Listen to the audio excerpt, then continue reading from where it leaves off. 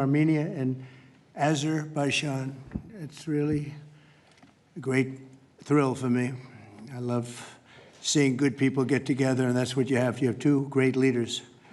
I want to congratulate these two visionary people, Prime Minister Pashinyan and President Aliyev, for coming to Washington to sign this momentous joint declaration. It's a tremendously important document, and it's been a long time in coming. They were explaining before that so many times they thought they could get there. It never happened, just never happened.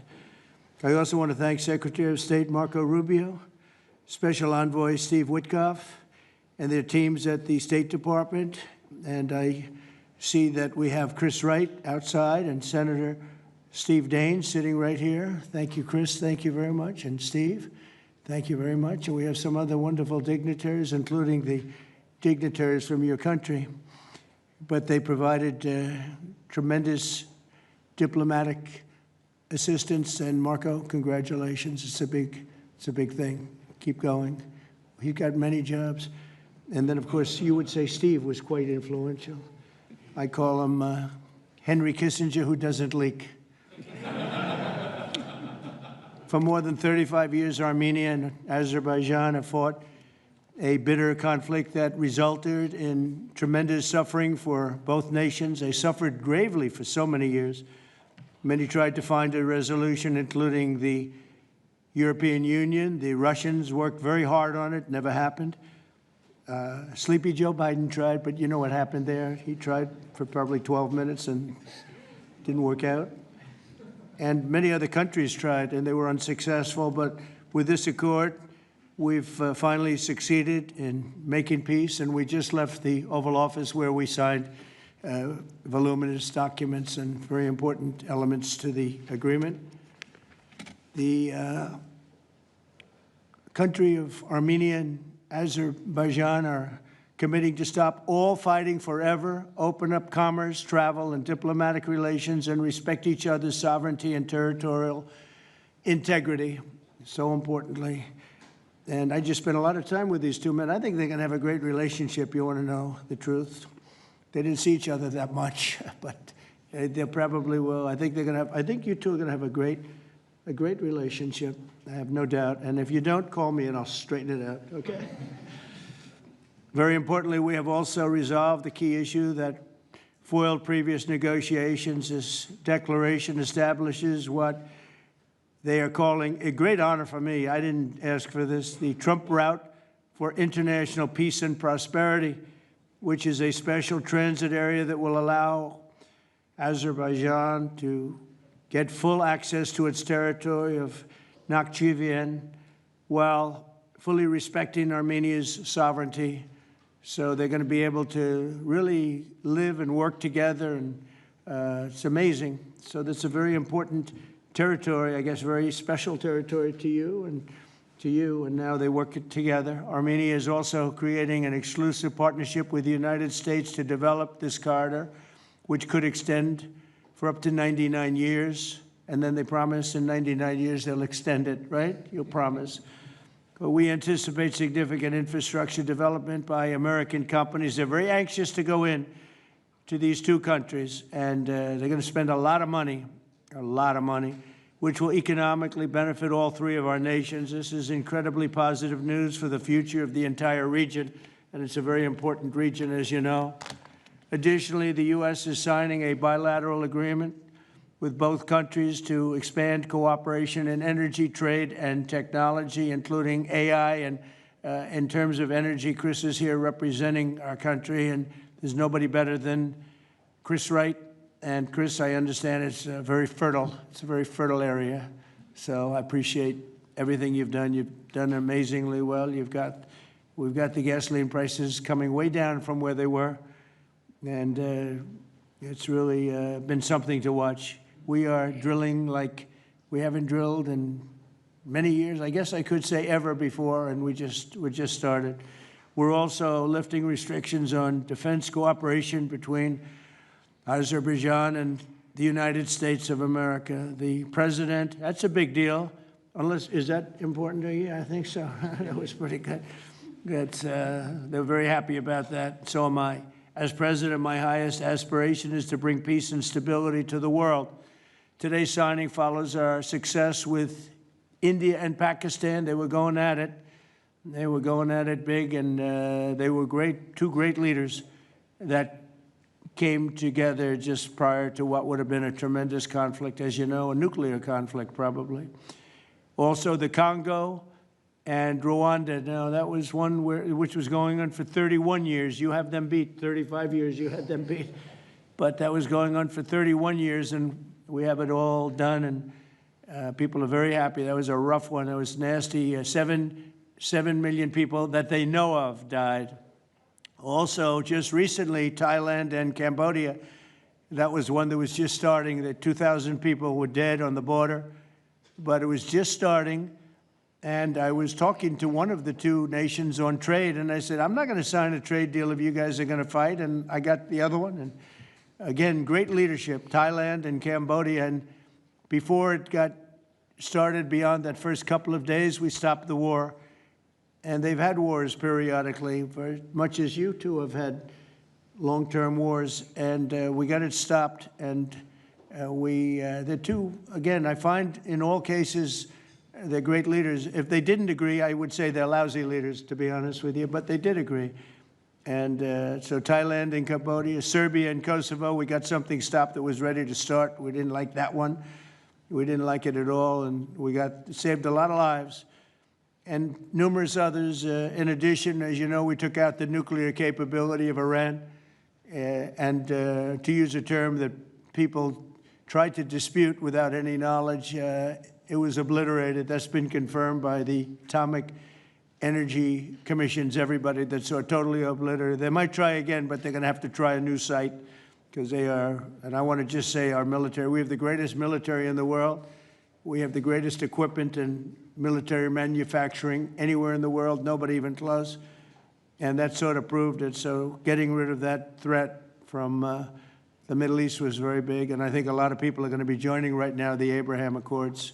It's going to be very important. So hopefully we're going to have many more successes. I hope we're not going to have too many more in this field because hopefully we're not going to be seeing too many more wars. But I came in and this whole world was on fire. All these things were sort of happening. We've only been here for 6 months.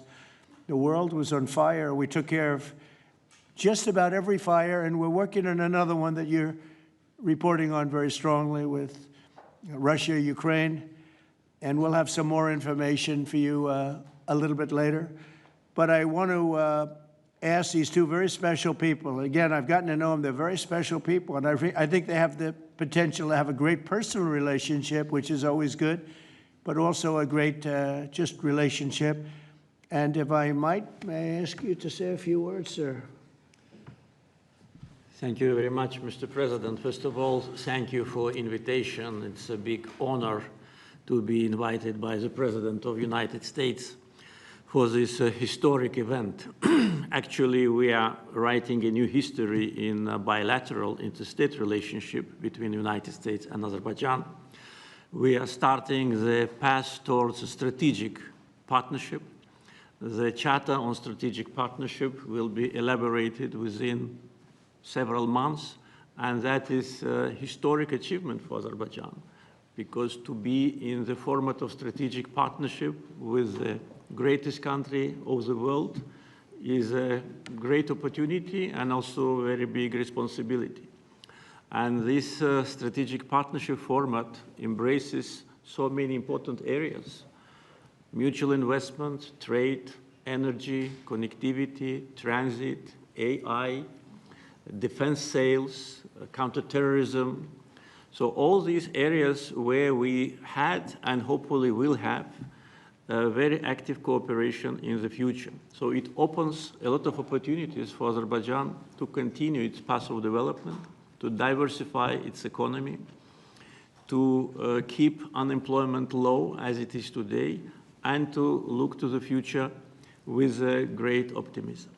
Also, I'm very grateful to Mr. President that he today lifted the restrictions which have been imposed on Azerbaijan back in 1992, just only 1 year after Azerbaijan restored its independence. These restrictions have been imposed on us.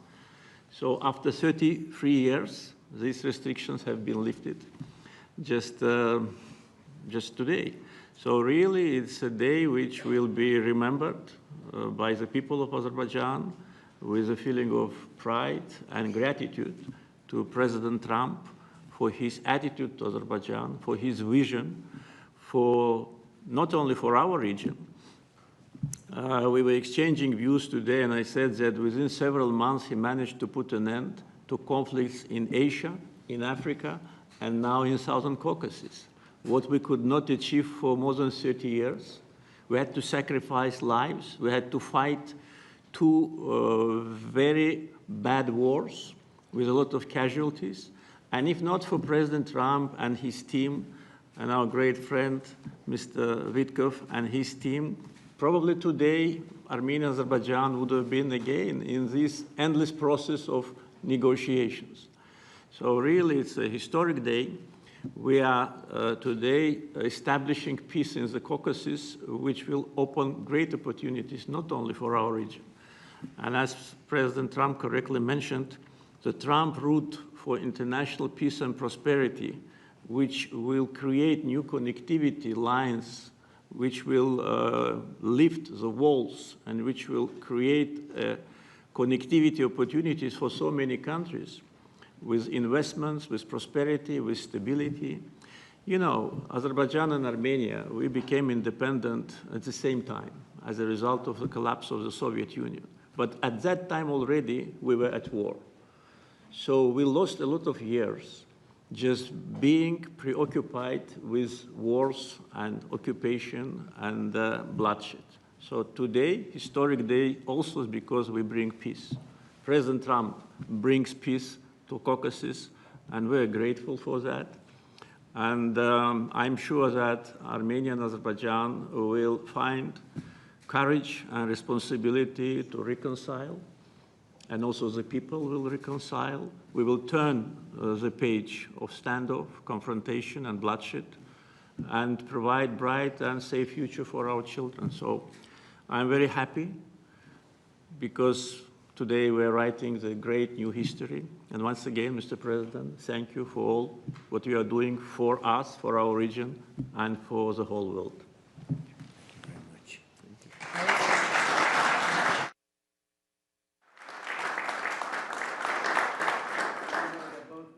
Great leaders. How long have you been in the leadership position? 22 years. 22 years. Yeah. That's pretty good. That means he's tough and smart. And it's an amazing part of the world. Congratulations. Thank what you. a great honor to be involved. Thank you very much. Please. Thank you, Mr. President, ladies and gentlemen. Today we have reached a significant milestone in Armenia-Azerbaijani relations. We're laying a foundation to write a better story than the one we had in the past. This breakthrough would be simply not have been possible without President Trump's personal engagement and his resolute commitment to peace in our region. The initiating of peace agreement will pave the way to end the decades of conflict between our countries and open a new era based on the full respect for the sovereignty and territorial integrity of each other. Today's declarations, which President Trump personally will sign as well as witness, gives confidence and assurance that we're opening a chapter of peace, prosperity, security, and economic cooperation in the South Caucasus. In this context, allow me to highlight the agreement on opening transport communications in the region based on the principles of sovereignty, territorial integrity, and jurisdiction.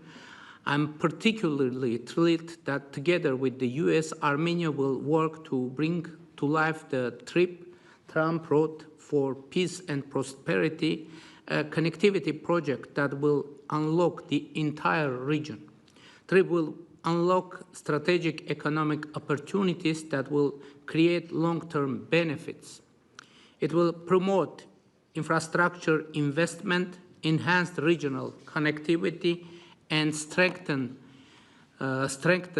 U.S. leadership as a champion of conflict resolution. I want to thank President Trump and his team for brokering this game-changing outcome between Armenia and Azerbaijan. This is a great deal we've achieved today. This is a success for our countries and for our region, and a success for the world, because a more peaceful region means a safer world. This is peace through strength in a neutral. Mr. President, today's great achievement is yet another testimony to your global leadership and your legacy as a statesman and a peacemaker on the world stage. Bringing peace required vision, political courage, and determination. But what is most important is that it requires faith in the cause. As it is said in the Holy Bible, blessed are the peacemakers, for they will be called children of God. May God enlighten this way. Thank you, and my congratulations to all of us, President Aliyev, to you, to all of us, colleagues from Azerbaijan, Armenia, United States, and all the people of our region, all the people of our countries, and my congratulations to the world, because, as I said, it will definitely make world a better place. Thank you.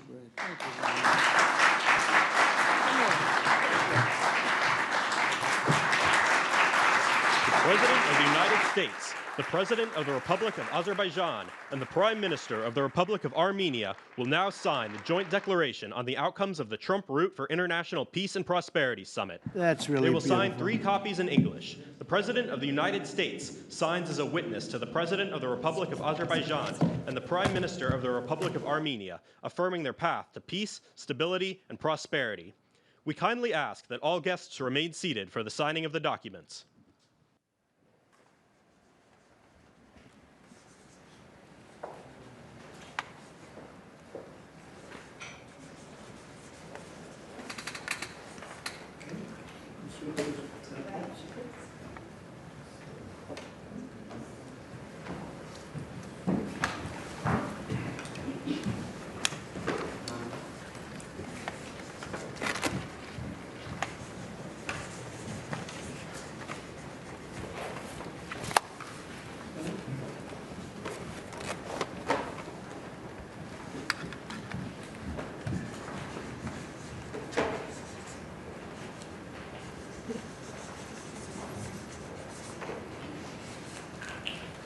That is so great, and we'll hold up, how about holding up that document, all right?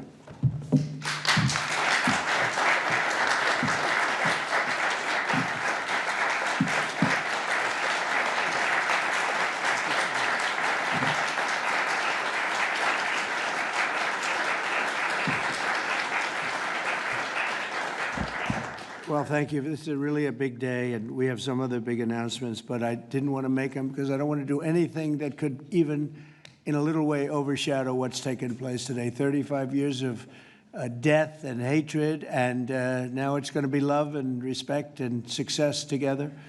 And I didn't really want to do anything that would in any way overshadow. I don't think it can be overshadowed when you're at war and so many people have suffered and so many people have been killed, and now you're going to have great peace. And I look forward to that corridor, because that corridor sounds, I'm going to have to get over there. I'll bring Senator Daines with me, and we're going to have to get over there, Steve. So, but this is a really great achievement, and I congratulate you. You're 2 incredible leaders. You're going to go down in history.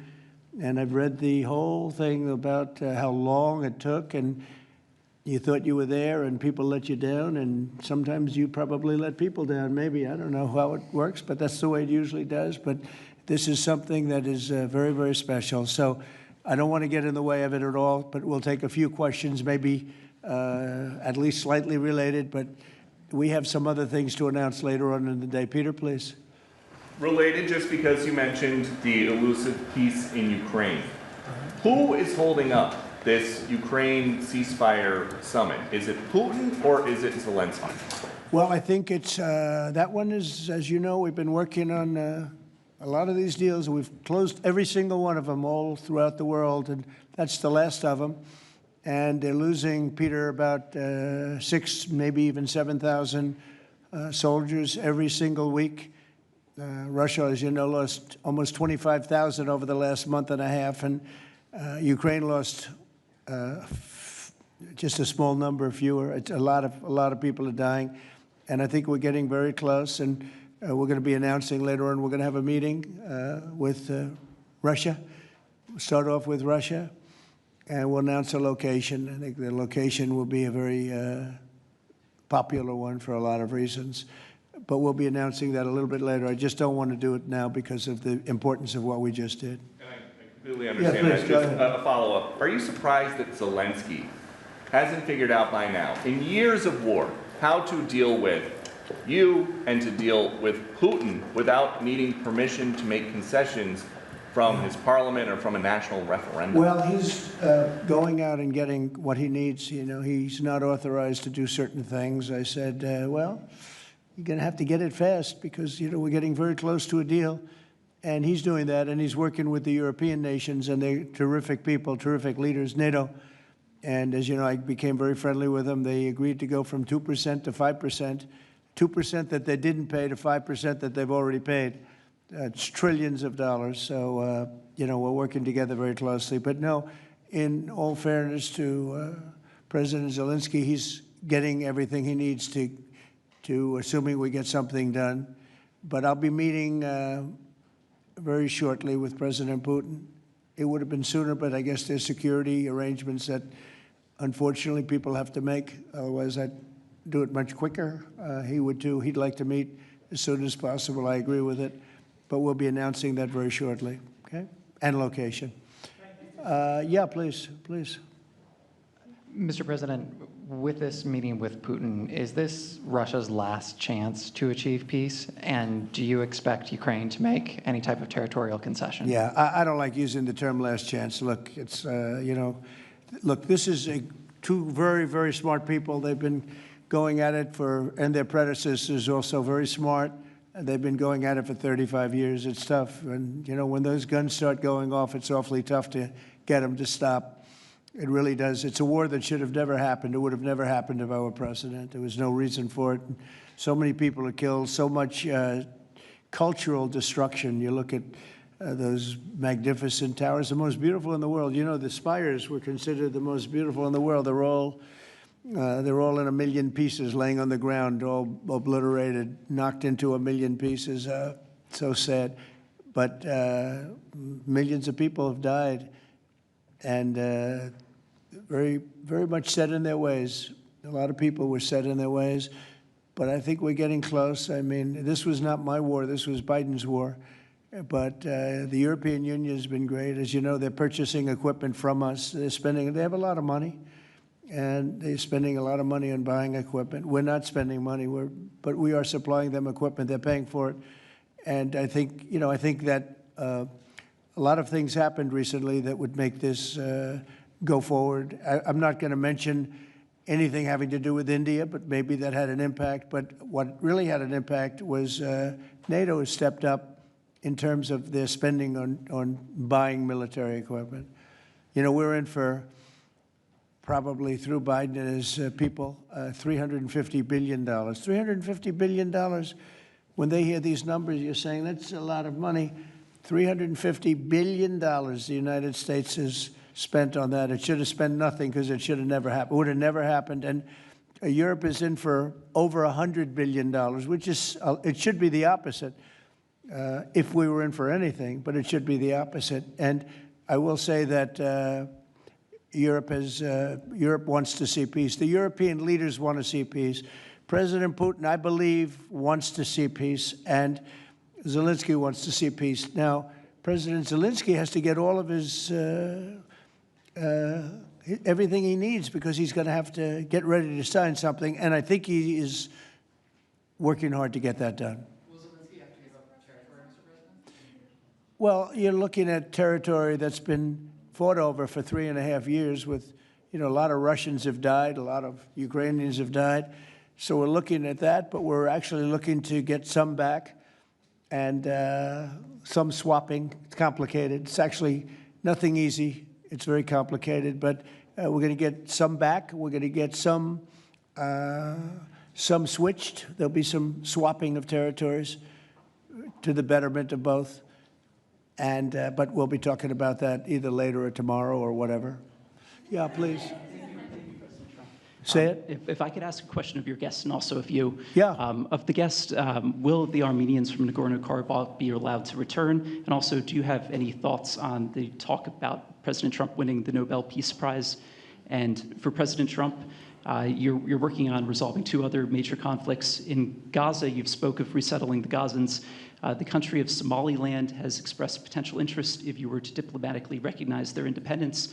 Are you inclined to do so? And also, did President Putin present an award to Mr. Witkoff during their recent visit? He likes Mr. Witkoff, I can tell you that. That's true. Please, go ahead. I think President Trump deserved to have a Nobel Peace Prize, and we will defend that, and we will promote for that, and that's obvious. So, and today's event, I think, is a very bright expression of that, and hopefully you will invite us to front row. You'll be front row. yeah. Thank you very much. We are in favor. Thank you. Thank you. Can I have a suggestion? Yes. So maybe we agree with Prime Minister Pashinyan to send a joint appeal to Nobel Committee to award President Trump with the Nobel Peace Prize, because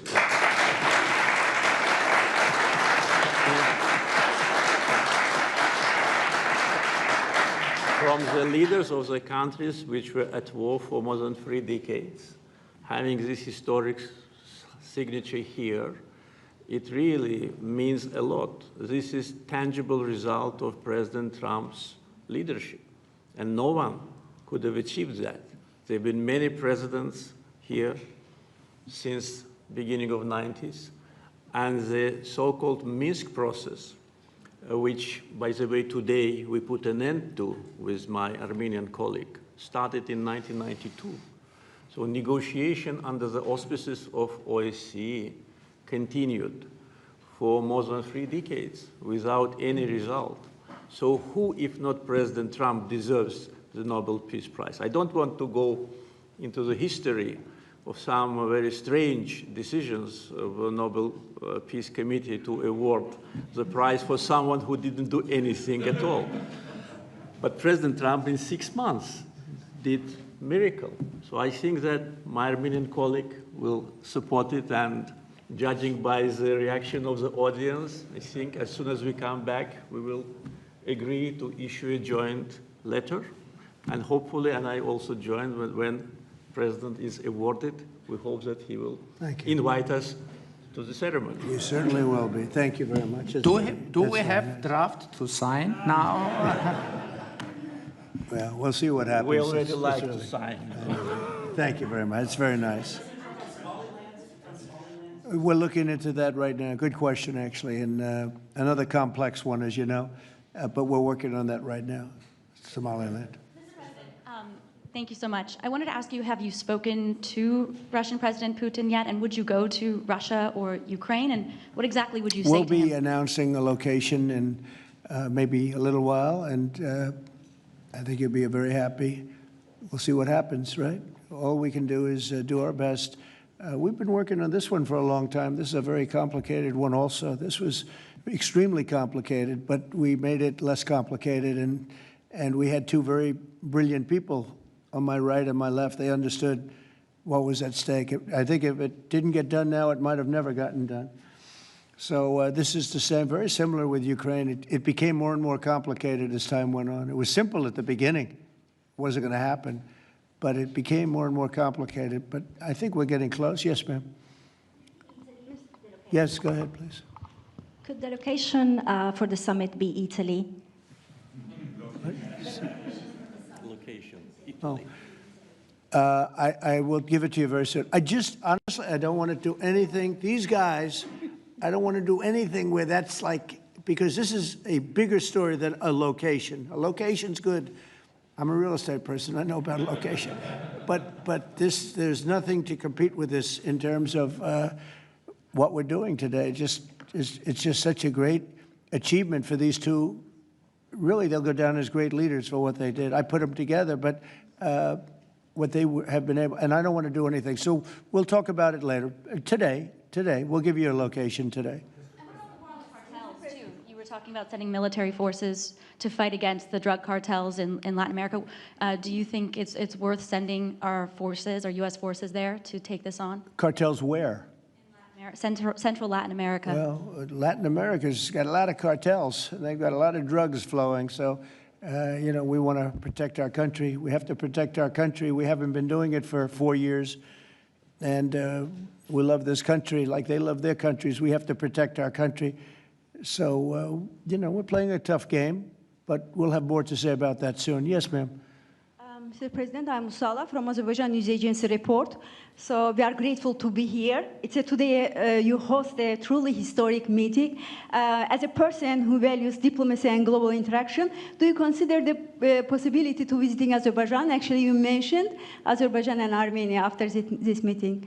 Well, To visit our countries, do you consider to visit? Wow. which one do I consider better? Both, yes. Both. Oh, I think if I ever said that you would say, this guy couldn't have solved the problem. You know what? I consider them both great, okay? And you know what? They're going to be even greater. But and they're very different in many ways, but they have a lot in common. But they're both great as far as I'm concerned. Yeah, please. It's an interesting question, right? That would have been a hell of an answer if I said, well, I think I like this one or that one. No, we don't do that. Go ahead, please.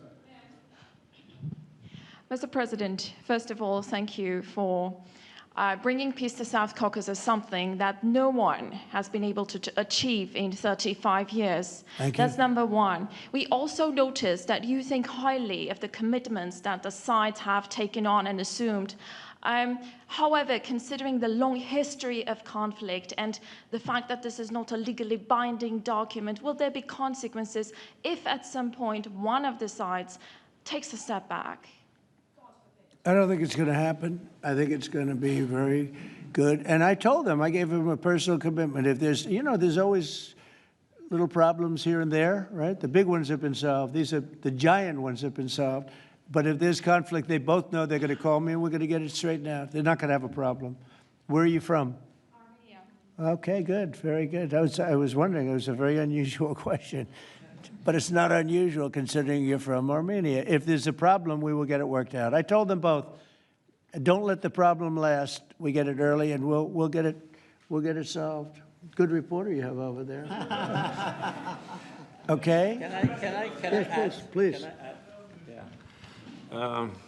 First of all, I'd like to say that today we initialed the peace deal, which was in the process of negotiations for quite a while.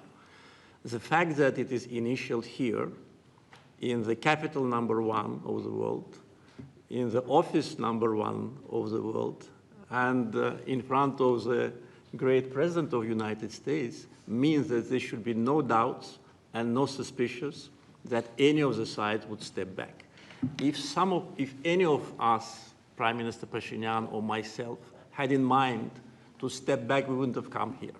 So you can be absolutely sure, as well as Azerbaijani community, that what has happened today will result in peace, long-lasting peace, eternal peace in the Caucasus. That's a very nice statement. I'm sorry. Fully agree and nothing to add. That's a very nice two statements, but that's a beautifully stated statement. Let's go. A couple of more. Yeah, please. Mr. President, many South Caucasus have pinned the blame on your predecessor, Joe Biden, and his Secretary of State, Antony Blinken, for obstacles in America's bilateral relations with Azerbaijan and peace in that part of the world. How important is it to you to elevate your country's partnership and your administration's partnership with Azerbaijan, with Armenia, and how important is this for your legacy? Well, to me, it's very important, but it's, you know, I know the history of what was going on because I do a lot of reading, and they've been at a vicious, you know, they've had a very contentious relationship for a long time. I mean, it's war. Most of the time was war. And so to get it done, they're great people. I know a lot of people from Armenia. I know a lot of people from both countries, and they're incredible people, and it shouldn't happen what has happened. I wish we could have been here sooner, you know, if the election were different. I'm going to be nice today. I'm not going to be controversial and say the election was rigged. I would have had this thing solved 4 years sooner. But the truth is that's right. If the election weren't rigged, I would have been here 4 years sooner. We would have signed the same agreement 4 years sooner. But it didn't happen. And the Biden administration did really very little, actually nothing to get it done. But they did nothing to get really anything done. It was this country was in very serious shape. And I say it over and over again. I met all the leaders of NATO. I went, as you know, to the Middle East. I was with the King of Saudi Arabia, the leaders of great countries, right? Qatar and UAE and others in the Middle East. And everyone essentially said the same thing. We had a dead country. 1 year ago, we had a dead country. Our country was dying, and now we have the hottest country anywhere in the world. It's not even close. We have the hottest country in the world, and it's an honor to use that, if you call it power or respect or whatever it is, to settle wars like we have right here to my left and my right. And these two guys are very smart. I got to know them, and they're very smart. They're not going to. I don't think they're going to ever have to bother with me. They may call me just to bug me a little bit. Let me put them to a test, and they'll call because they like to call me. But they're not going to have any problem. We have a very comprehensive agreement. It's a peace agreement. And this isn't ceasefire. This isn't we'll hold off. This is a peace agreement. And they're going to end up doing a lot of business with each other. They're going to do a lot of business with the United States. And I'm going to always remember, at least during the time that I'm here, I'm going to remember how smart they were, how good they were. And when it comes to trade and other things, we're going to always go 100% out. We'll go out of our way to make sure it comes out good for them. They did an amazingly good thing and a very brave thing. It's a very complicated part of the world they come from, very tough part of the world. It's a tough, but smart part of the world. Smart, tough people, and great wealth, great energy wealth. I was talking to Chris, and you were saying, in terms of wealth, it's enormous wealth. But wealth doesn't often solve problems. It takes other things. But they're amazing, two amazing leaders, and it's an honor to be associated with them. How about we'll do one more, please? Thank you, Mr. President. Your gut instincts have always done well in terms of business and in terms of politics. What does your gut tell you as it relates to the possibility of an event like this in the next few weeks, the next few months, in which you have President Putin on one side and President Zelensky on your other side? I think my instinct really tells me that we have a shot at it, okay? And you'll find that out later on, and maybe even today, but we have a shot at it. Look, it's got to be solved. We're not losing people. A lot of people say, why are you bothering? We're not losing people. We were spending hundreds of billions of dollars. Now we're spending nothing. We're spending no money. I guess we're making money because, we're great. We have the best military equipment in the world. We're selling it to NATO. But you're losing thousands of people a week, Russians and Ukrainians mostly soldiers, but, missiles are lobbed into cities and towns, Kiev, lots of places. You've been reading the same stories that I've been reading, and we got to get it solved. The Norwegian Nobel Committee will make their announcement as it relates to this year's Nobel Peace Prize on October the 10th, Friday, October the 10th. Is that date circled on your calendar, Mr. President? I can't say. I mean, a lot of people say, no matter what I did, because, I'm of a certain persuasion, no matter what I do, they won't give it. and I'm not politicking for it. I have a lot of people that are. I know. I mean, I read the same things as you do. But it would be a great honor, certainly. But I would never politic. I'm not doing it for that. I'm doing it because of, I really, number one, I want to save lives. That's why I'm involved so much with Ukraine and Russia. It's saving lives of Russians and Ukrainians. It's not American lives. Now, I would say this, that war could have escalated in something much better. That could have been a world war. I think if we didn't come, Ukraine-Russia would have ended up being a world war. And I stopped that. That stopped. Now, the only question is, when is it going to be settled?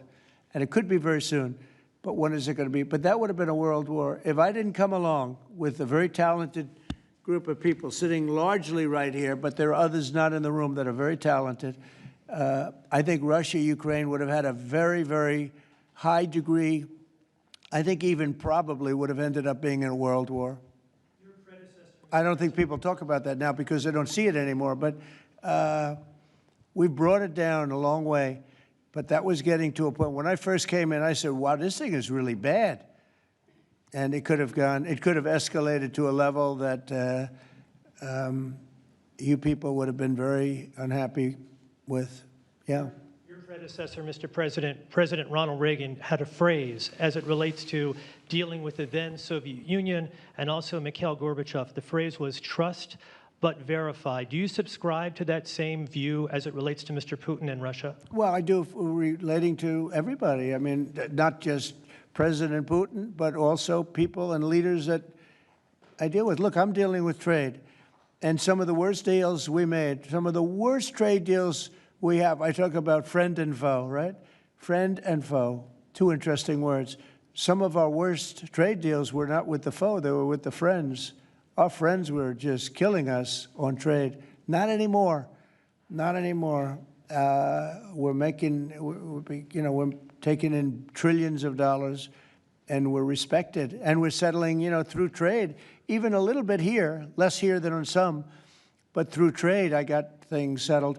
With India, Pakistan, I think it was trade more than any other reason. That's how I got involved. I said, I don't want to be dealing with countries that are trying to blow up themselves and maybe the world. They're nuclear nations. That was a big one. Getting that one settled, I think you'd agree. That was a big one. And they were going at it. They were shooting airplanes out of the sky. 5 or 6 planes got shot down in their last little skirmish, and then it was going to escalate from there. And that could have gotten to be very, very bad. Now, I want to save a lot of lives. I love saving lives. That's what it's about. And, when you save lives, you really end up having a peaceful world. Usually that ends up pretty well. I want to thank everybody, but in particular these two great leaders for having the courage to do what they did today, and they're going to go down in the history books. And it's a great honor to be involved. Thank you very much.